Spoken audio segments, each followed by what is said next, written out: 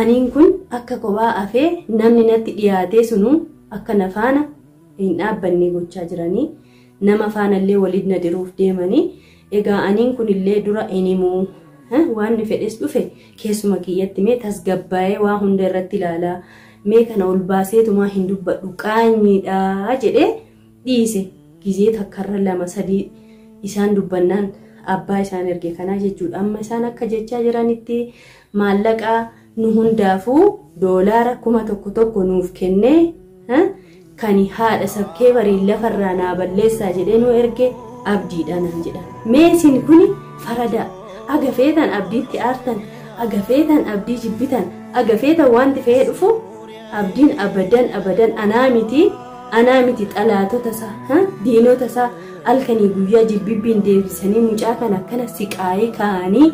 kaan qullaasii waraabe jettee kaan kana si goote jettee ogguu nuti waan hin taane isaan irratti yaannu dhiisaa yaaboo jedhan diinni natti baay'attee jirti yemmuu keessatti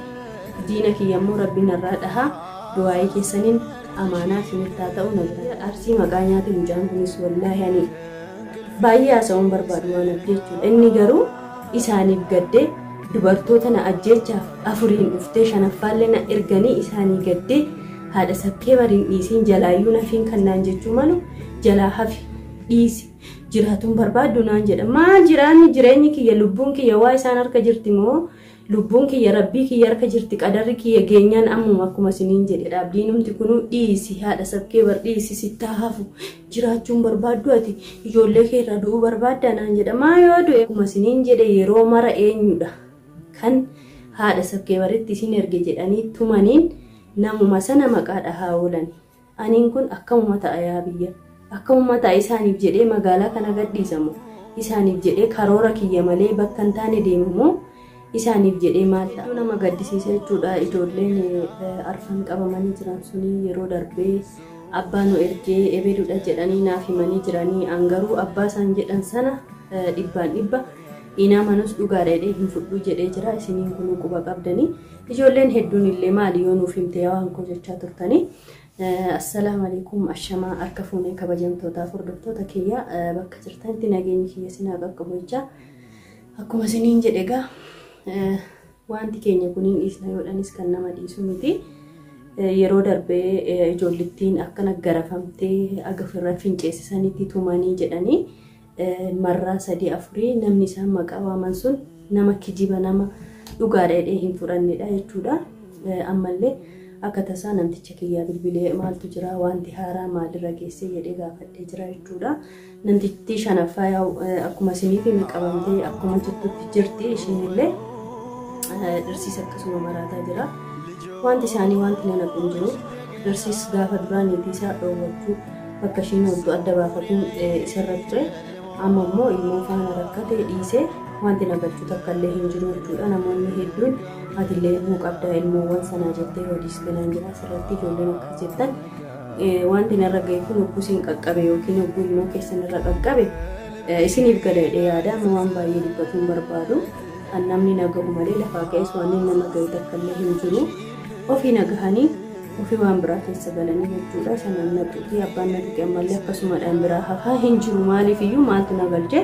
hin jira koomantiin tokko takkallee namtitti mana hajjii jirtu qabsiisii caaltuu cinaa dhaabbadhu maal rakkadhee caaltuun kun uffataa zanaa jechaa jirti haflaan godhamaafii jira ishiin maaf irraa hin qabsiisin maal godhiifan ofirraa waan hin taane keessa duraa galee waan namaa keessa galee durayyuu ofii kiyyaaf xalaat ofitti bite amma immoo waan koneessa jirteedhe namni na gaafate tokko hin jiru namni na cinaa dhaabbate takka hin jiru abbaan manaa kiyya na bira hin jiru kophaa kiyya jiran na kophaa kiyyas ta'u immoo rabbiin kan nama kamuu caalee nama eegee nama tiksu na cinaa jira anuma jechuu miti rabbinaaf jira hojii keenyaaf as hin jirru garuu akka rabbiif jira jechuu barbaada kanaafuu waan caaltu waan abdii waan minitti seenaan hin jedhina jechuu barbaada amma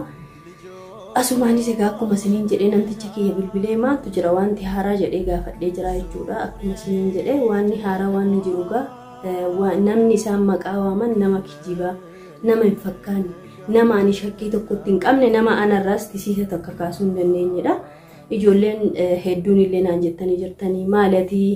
namuma akkas godhe jedhan sana yoo nuuf himtee maal cubbuu qaba akkuma isiniin jedhe yeroo mara eenyudha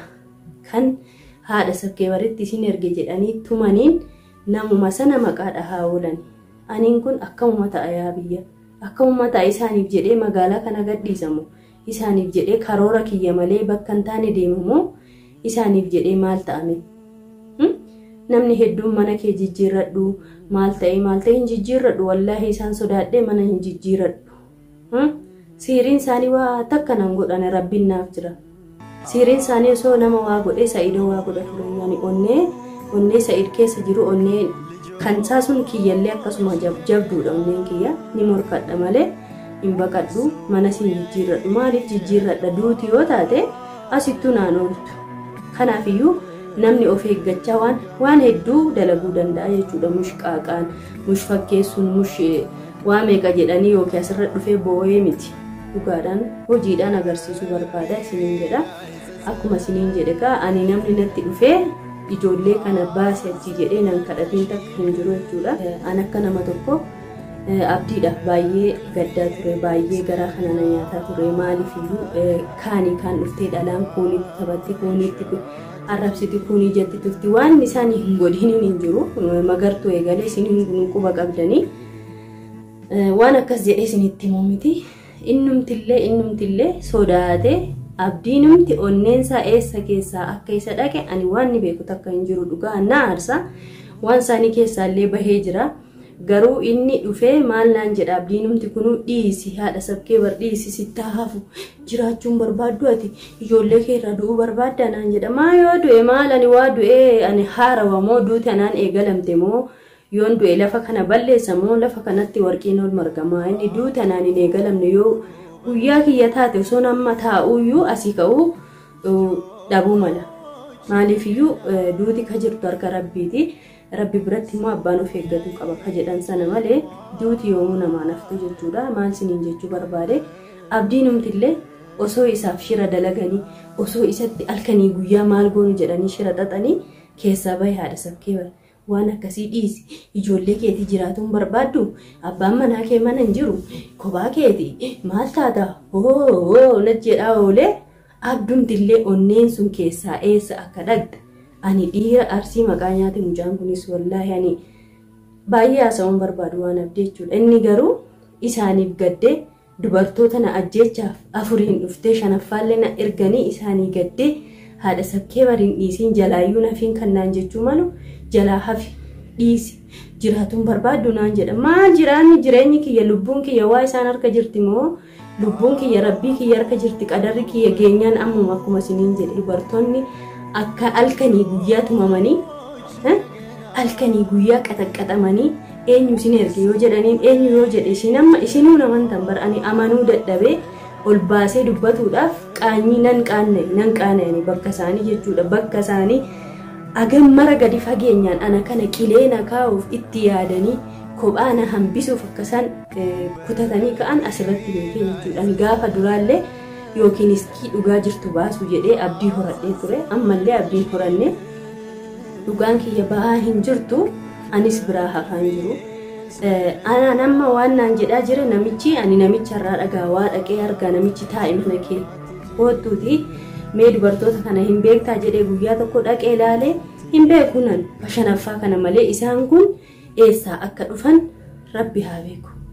Takka ani argees hin beeku ani eessatti immoo beeka magaalaa kana keessa beerri hin jirre hin jirtu fayyaa jira maraataa jira warra siirii jira warra rabbi beeku jira kam addaan beektu beerri magaalaa kana fudhattee jirti ani kam addaan beeka. Kanas ta'ee sana aniin kun akka kophaa afee namni natti dhiyaatee sunu akka na faana hin dhaabbanne gochaa jiranii nama faanallee waliin na diruuf deemanii egaa aniin kun illee dura enimuu waan fedhes dhufe keessuma kiyyatti mee tasgabbaa'ee waa hunda irratti ilaalaa mee kana ol baaseetuma hin dubbadhu qaanyiidha jedhee dhiise. Gizee takkarra lama sadii isaan dubbannaan abbaa isaan erge kanaa jechuudha. Amma isaan akka jechaa jiranitti maallaqaa nu hundaafuu doolaara 1,000 nuuf kennee kan haadha sabkee bariin lafarraa naa balleessaa jedhee nu erge abdiidha nan jedhan. Meesin kuni farada agafeetan abdiitti aartan agafeetan abdii jibbitan agafeetan wanti fe'ee dhufu abdiin abadan anaa miti Anaa miti xalaatota isaa diinota isaa halkanii guyyaa jibbibbiin deemsisanii mucaa kana akkana siqaayee kaanii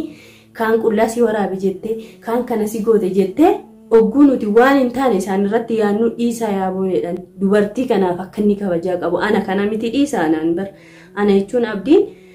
waan inni naa godhe kana jedhee hin dubbadhu obboleessa jechuun obboleessa dhugaa jechuun Abdii qabani magaalaa kana Abdiidhaa fi Sa'idoo kana kan nama gaarii keerii dalaganii dubartiin akka miidhamne godhanii nama cinaa dhaabbatan Abdii fi Sa'ididha. Sa'id immoo Rabbiin kabajaa saafaa kennu sinuun beekni kabajaan namaa qabaatee kabajaan namaa godhu. Abdiin illee akkuma Sa'id kana amma kabadin argina Abdii kan hin beektu ana caalanii beektanii jedhee yaadanii qaamaan yoo wallaaltan illee sooshaal miidiyaan hin beektu amata dheeraaf Abdiin nama bohaarsu nama bashannansiisu malee akka ammaa kana raa ta'ee mucaan mana isaas dhabee sammuu isaa sanas dhabee akkasin taane ture ni beektu Abdiin ana amma isaa waan yaadanii na dhufan beektu anaaf Abdiillee adda oofanii